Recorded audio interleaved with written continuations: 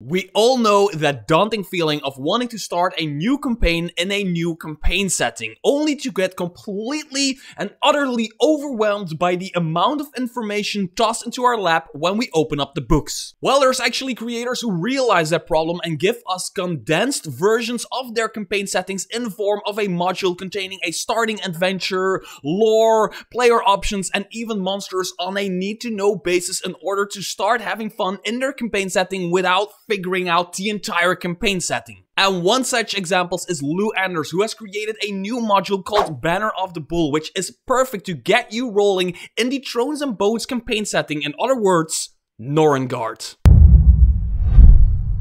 Hi there fellow roleplayers and game masters, my name is Mr. Trosk, and if you know me, you know that I'm a big fan of Norse-inspired campaign settings. There are the Nordlands by Kobold Press, there is Svilland by Dream Realm Storytellers, and there is Norrøngard from Lou Anders. Norrøngard, of course, a part of the Thrones and Bones campaign setting. Now, I've done a full video on the campaign setting earlier on my channel with like what books are out there, some interesting lore, some interesting player options, some interesting starting adventures for you to use to get into the campaign setting, but admittedly, there's a lot of it out there. There's even novels for the Norrøngard campaign setting, meaning that you can get overwhelmed quite easily by all of the content that is out there for the Thrones and Bones campaign setting. But I still believe that is one of the coolest campaign settings, especially Norse campaign settings out there, and I truly believe many more people need to discover it. And now Lou Anders has actually come with a new module called Banner of the Bull that actually covers all of those problems, because it is not only a starting adventures,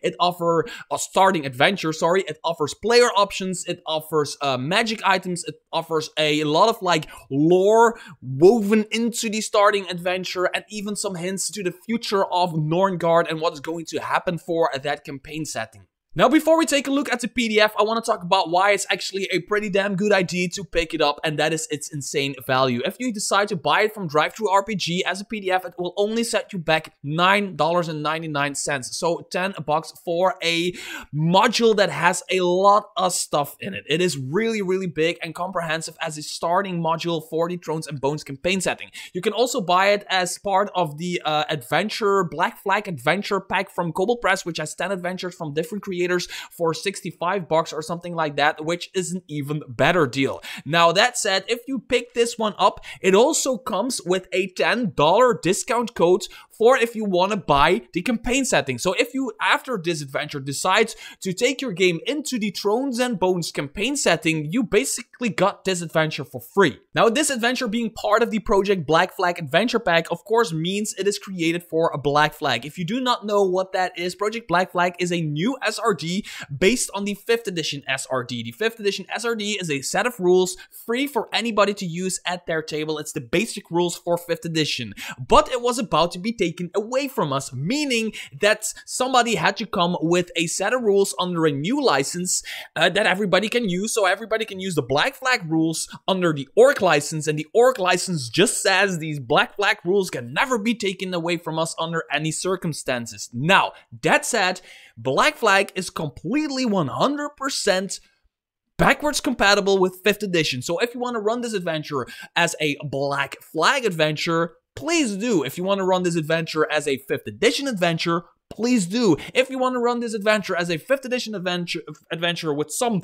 Black Flag powder put in there, please do, because it is a tabletop RPG. And a tabletop RPG at your table, you can do whatever the fuck you want. And with all of that out of the way, let's take a look at the actual Banner of the Bull Thrones and Bones adventure book. Now, this is not a video, again, of me showing you the entire book and flipping through it, because that would take the entire day, maybe even 2 days, because this is not just an adventure book, it is a 68 pages thick module that gives you an adventure, a full first level adventure, full length adventure, so not a one shot, not 2 sessions. I think it will take a few sessions instructions in order to complete this, but it also has player options and all of that stuff. So I just want to point out a few things in this book that I find really interesting and cool, the way it is set up, especially towards giving you a feel of the Thrones and Bones campaign setting, in other words, Norrøngard.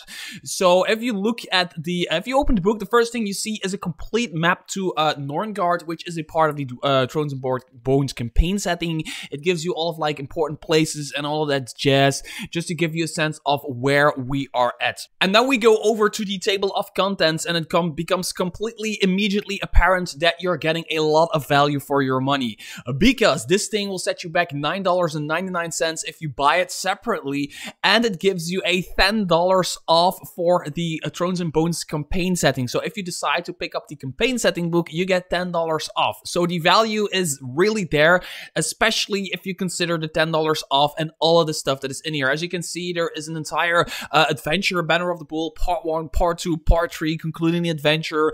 There is lineages and heritages, which is basically the Black Flag way of replacing races. In 5th edition, you have races that give you a lot of powers and give you all of that starting stuff. In Black Flag, it's lineages and heritages. Basically, your lineage is your blood, so to speak, where you come from, and your heritage is the way you were brought up. So in a basic sense, you could be the child of 2 dwarves, which basically makes you lineage-wise a dwarf. But you could be a child of 2 dwarves that is found by a band of traveling merchants, human merchants, which gives you more of a human heritage. So this is really cool, I think, personally, and it really reminds me of that book for 5th edition, An Orc and an Elf Had a Little Baby. That's a really cool module on the Dungeon Masters Guild. This is the same idea. You can really build your starting numbers and your starting person towards like where and whence you came from, so your background, which is really cool. You have lineages of the dwarf, of the elf, of the frostborn, Huldra folk, and human. Of course, dwarf, elf, and human are already Black Flag things, but these are separate for the Norrøngard campaign setting, because Norrøngard is a Norse campaign setting. Everything is more based around those bits of lore and the things that make Norrøngard, which you can read more about in the campaign setting, of course. There's also heritage options, which are really hard words to pronounce, but this is something that Lou, if you're watching this, I love you for doing it. It actually has this right here. It has a pronunciation guide. A lot of the stuff in here that is hard to pronounce, they have a guide for that, how to pronounce that, and even in the text itself. So, for example, you have the city of Bense. Banner of the Bull begins in the city of Bense. And then I know it's Bense because it says so. Bense. On the southern coast of Norrøngard, which you pronounce as Norrøngard. So I'm always saying Norrøngard, which is basically wrong. It's Norrøngard. So it's rune because the O is a little bit special. On the shores of the Serpent's Gulf. So it already starts with like, where is the city? Where are you within this campaign setting? And what does the city have? And all that stuff. So it immediately starts with giving you that sense of being in a Norse campaign setting. Not only with the art is amazing, but it has this pronunciation guide for you to really pronounce the stuff in the northern way that you should. It talks about where this city is in the Norrøngard campaign setting, and then it goes into the adventure background and adventure for 4 to 5 characters of 1st level. Now, for the sake of this video not being an hour long, I'm going to completely murder and dumb down the plot of this adventure, but it is actually pretty damn good. So, there's basically a ring fortress, Trelleborg, which sits near the border of Norrøngard and the neighboring country of Ireland, and it has fallen silent. And it is up to the player characters to go and find out. So there is a Jarl who tells them, like, go find out what happened. But even before they arrive there, they kind of find out that there's strange fey creatures out and about doing fey things. So there's fey creatures who are now actually came into Norrøngard, which is something that never happens. And the reason it never happens is because of the Banner of the Bull. Now, the Banner of the Bull in itself is a really strong magic item. It's an artifact that you can wield. It does extra damage. It has some charges to do extra damage against Fae and stuff like that. But it also, when used properly, together with like a runestone and stuff, it actually multiplies in strength and completely creates this, so to speak, dome around Norrøngard that keeps Fae out. Now, somebody has betrayed some kind of Jarl, some kind of king, whatever, and they stolen the Banner of the Bull. That is basically the basic premise of this adventure. It is up to the players to go and find out what the Banner of the Bull actually does, because not a lot of people, like the people of Norrøngard, know the Banner of the Bull is a thing, and it is strong, and is a thing. It exists, but they don't know that it has been keeping out Fae for many years upon many years. So the players also kind of find that out while they are doing the adventure. And then in order to do the entire adventure, they're taken into different locations. There is a maze, there are different towns, there's different people they meet, like the Jarl, there are different NPCs. Also, it is really worth stating that all of this is, especially like the encounters and everything, is mapped out, and you can buy the map pack separately on Drive-to-RPG for your virtual tabletops, just to drag and drop that in there. So it takes people into different locations across like this area, this confined area of the Norrøngard campaign setting, and it starts out actually pretty damn good in Felbrier's Longhouse, which is basically a house. Sorry, no, not in Felbrier's Longhouse. In Stolky's Hall, which is a meat hall where you can like sit really close, shoulder to shoulder, with like a giant person on your left and another giant person on your right, and you're just sitting there eating meat. And as you can see, there's even a menu here. And although it's pretty cliche to start people in an inn, this is basically like the northern part, the northern version of an inn, and I think it's really cool to immediately set that tone, because a lot of players are used to start their adventure in an inn, but in like a Faerun type inn, like a fantasy typical Dungeons and Dragons inn. They're sitting there eating their soup, and there's somebody there, and there's like that typical inn, like the Yawning Port or whatever. This is a Viking inn, so it's different, and it starts off with like the writing here. For example, the read out loud text it immediately gives that vibe of it's a typical evening in Stolky's Hall, packed like fish in a barrel. You sit shoulder to shoulder on hard wooden benches. Stolky has his four staff are bustling throughout the great space, ensuring the food keeps coming and the meat keeps flowing. Meat with a D, of course. Toward the northern end of the hall, a young skald sturm, blah blah blah. So it really immediately gives off that vibe of being in I'm gonna say a Viking setting, a fantasy version, of course, of a Viking setting, and using an inn, so to speak. It's not really an inn, but using a tavern-ish for that is really a great idea in this sense, because it gives people that feeling of being in a Viking setting immediately. And of course, like I said, there's a bunch of player options, namely heritages and lineages. And there's a dwarf, there's an elf, but there's also a Frostborn. And I really think this is interesting, because in the Frostborn section right here, they say Frostborn are actually really not that common. As a matter of fact, having more than one or two in your party would not make any sense lore-wise in Norrøngard, which makes it even more interesting. So Frostborn go through life with their large feet astride to opposing perspectives. They feel that they are simultaneously too large for a human world and too small for a giant realm. I think that is a really good sentence that they put in here. Just think this writing is spot on, really well thought out. So their size is medium, but they are between 7 and 8 feet tall, so they are large.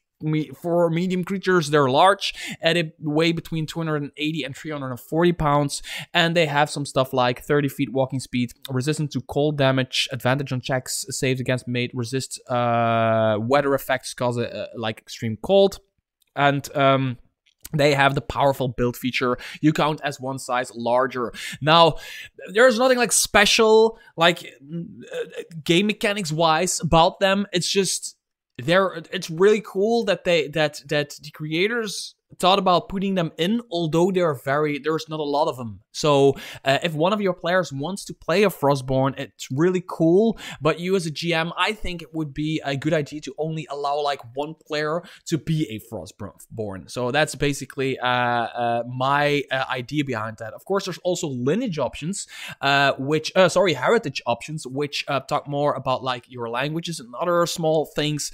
Like for example, also there's really cool a common heritage by lineage. So a dwarf lineage has Norrøngard or Dvergreen. God damn it, this is hard to pronounce. I'm just not gonna try. Not gonna try. So the okay, have dwarven armor proficiency, armor training, proficiency with light and medium armor, eye for quality. When you make an ability check related to the origin of gemcraft, metalwork, or masonry, I don't know what that is, you can add your proficiency bonus to the roll. If you already have proficiency in a relevant skill or tool, you add double your proficiency bonus. Really cool for a dwarf. Really feels like a dwarven character, right? Tool proficiency with jeweler's tools, and language is you know Norrønian, which is like the common language probably of the setting, and typical Dvergrian heritage characters choose Ara. So if you have trouble pronouncing things like I do, you're going to have a lot of trouble with Norrøngard, but I actually like it that way. And to top things off, there's magic items and monsters. And as you can see, the Banner of the Bull, the title magic item of this adventure, is a magic item that the players can get in their hands, which is worth 5,000 gold pieces, and it is a wondrous item, very rare. Now, the book actually talks about the fact that you might have a player or two in your party that want the Banner of the Bull and want to take a run for it. So don't complete the quest, don't give it back, whatever, they just take the Banner of the Bull because it's a really powerful magic item. It's like, okay, let's get the fuck out of here and go kill some Fae or whatever. I don't know. And the book actually tackles that problem. It actually gives ideas on how you as a GM can tackle that problem. You just go into another adventure, or they go into, I don't know, a forest, and they beat the living crap out of some Fae or whatever. But slowly, there's more and more Nordic people coming after them. It starts with just like some bounty hunters or a small band of warriors, but it ends with like the king of Norrøngard, like the big dudes with like the big forces of Vikings with ships and I don't know, catapults or whatever coming after the party. So stealing and not giving back the Banner of the Bull is something the party should not survive in the long term. They should not survive. At a certain point, they need to give it back because it is that important, because not having the Banner of the Bull inside of Norrøngard actually will have Norrøngard be overrun by Fae, which means the end of Norrøngard, basically. Also, it has, I think it's 16 new monsters. Most of them, like, completely original monsters. There's a brownie, which is a really weird word for a creature, which is like a little fae who likes to make trouble. There are there's more stat blocks. There's boar here. There's like this guy here. There's even hurling hand axes, which basically they have a stat block for hurling hand axes.